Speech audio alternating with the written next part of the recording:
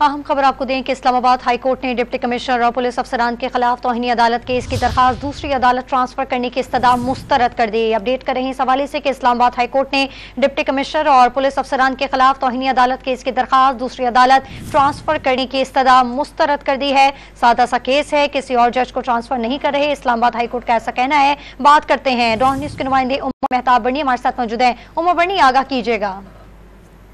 جی بالکل، اسلام آباد high court کے جسٹس بابر ستار نے شہریار افریدی اور شاندانہ گلزار خان کے خلاف قانون گرفتاری پر ڈپٹی کمشنر اور پولیس افسران کے خلاف توہین عدالت کی سماعت کی۔ دوران سماعت ڈپٹی کمشنر راولپنڈی اور سپرنٹینڈنٹ اڈیالہ جیل عدالتی احکامات پر عدالت کے روبرو پیش ہوئے۔ جسٹس بابر ستار نے استفسار کیا کہ میرے حکم پر عمل درآمد کیوں نہیں کیا گیا، جس پر ڈپٹی کمشنر راولپنڈی کی جانب سے کہا گیا کہ ریکارڈ کیپر چھٹی پر تھا، اس لیے تاخیر ہو گئی۔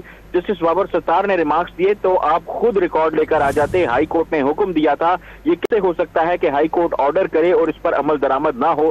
جسٹس بابر ستار نے مزید کہا کہ اسلام آباد والے بھگت رہے ہیں، کیا آپ بھی انہیں عدالت بھگتنا چاہتے ہیں؟ یقینی بنائیں کہ عدالتی حکم پر عمل درآمد ہو، اسی لیے ہائی کورٹس یہاں بیٹھی ہوئی ہیں۔ ڈپٹی کمشنر اور ایس ایس پی آپریشنز کے وکلاء نے جسٹس بابر ستار پر اعتراض اٹھا دیا۔ وکیل ڈپٹی کمشنر نے کہا کہ پروسیکیوٹر نے عدالت میں جو ریکارڈ پیش کیا اس کی کاپی ہمارے پاس نہیں ہے۔ وکیل ایس ایس پی نے کہا کہ میری جانب سے بھی اعتراض ہے کہ عدالت کے سامنے رکھنا ہے، اس عدالت کی کارروائی میں یہ تکنیکی چیزیں نہیں ہوں گی۔ جسٹس بابر ستار نے ریمارکس دیے، جبکہ وکیل شاہ خاور نے کہا کہ ہماری استدعا ہے کہ کیس کو دوسری عدالت منتقل کرتا جائے۔